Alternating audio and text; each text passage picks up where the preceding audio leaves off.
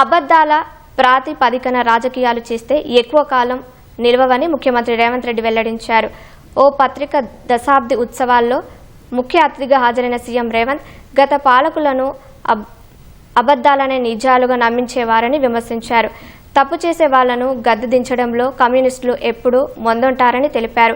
కమ్యూనిస్టులు ఉప్పు లాంటి వారన్న రేవంత్ ఎన్ని మసాలాలు ఉన్నా ఉప్పు లేకపోతే వంటకు రుచి రాదని చమత్కరించారు.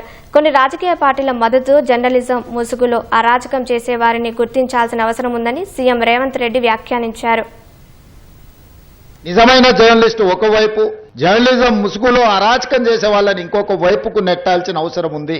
అది జరగకపోతే పత్రికలకు ప్రసార సాధనాలే కాదు, తెలంగాణ సమాజానికి, దేశం యొక్క భద్రతకే ప్రమాదకరంగా తయారయ్యే పరిస్థితులు ఉన్నాయి. నిన్న మొన్న కొంతమంది సోషల్ మీడియా ప్లాట్ఫామ్ లో పనిచేసే వాళ్ళు పాకిస్తాన్ ఐఎస్ఐ ఏజెంట్లుగా పనిచేస్తున్నారని చెప్పి ఆపరేషన్ సింధూర్ సందర్భంగా కొంతమందిని అరెస్టులు చేసే పరిస్థితి వచ్చింది. ఏ ముసుగు తోడుకొని ఎలాంటి కార్యక్రమాలు చేస్తున్నారో ఈరోజు మనం అర్థం చేసుకొని ముందుకు వెళ్లాల్సిన పరిస్థితి ఉన్నది.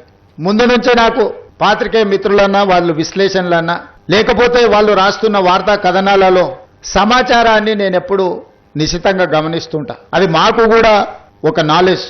అన్ని పుస్తకాలు ఏ పుస్తకంలో ఏముందో తెలుసుకోవడమే ఒక పని, అందులో ఏ పేజీలు ఏముందో చదువుకోవడం అని ఇంకా కష్టమైన పని. కానీ సీనియర్ జర్నలిస్టులు, సిన్సియర్ జర్నలిస్టుల విశ్లేషణ చేసి క్రోడీకరించి ఒక దగ్గరికి తీసుకొచ్చి ఒక ఆర్టికల్ రాస్తే అది మనకు పెద్ద ఎత్తున ప్రభుత్వ పరిపాలనలో ఉపయోగపడుతుంది. సామాజిక స్థితిగతులను లేవనెత్తడమే కాదు, ప్రభుత్వం తీసుకొస్తున్న సంక్షేమ పథకాల అమలులో జరుగుతున్న నిర్లక్ష్యం కావచ్చు, లేకపోతే జరుగుతున్న తప్పిదాలు కావచ్చు, విశ్లేషించి రాసినప్పుడు వాటిని నియంత్రిస్తే మన గౌరవమే పెరుగుతుంది, పరిపాలన మీద పట్టు మనకు వస్తుంది. పరిపాలన మీద పట్టు సాధించాలంటే విశ్లేషణాత్మకమైన ఆర్టికల్స్ను కానీ, సమస్యల్ని లేవనైతే పత్రికలను చదివితే మనల్ని మనం సరిదిద్దుకోవడానికి ఉపయోగపడుతుందని నేను బలంగా నమ్ముతాను. నేను చాలాసార్లు ప్రైవేట్ సంభాషణలలో చెప్తా ఉంటా, నేను నిజం చెప్పకపోయినా సరే కానీ నేను అబద్ధం చెప్పను అని. నిజం కొన్నిసార్లు కొంతమందికి ఇబ్బంది కలిగించవచ్చు, లేదా నేను చెప్పే నిజం కొంతమందికి అనవసరమైన సమాచారాన్ని ఇచ్చే అవకాశం ఉంటుంది.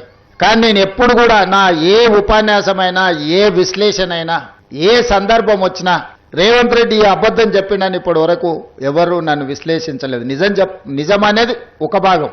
నేను రాజకీయాలకు వచ్చినప్పుడు నేను స్పష్టంగా నిర్ణయించుకున్నా, అబద్ధాల ప్రాతిపదిక మీదన, అబద్ధాల పునాదుల మీద మన రాజకీయ భవిష్యత్తును నిర్మించుకుంటే అది ఏదో ఒక రోజు కూలుతుంది.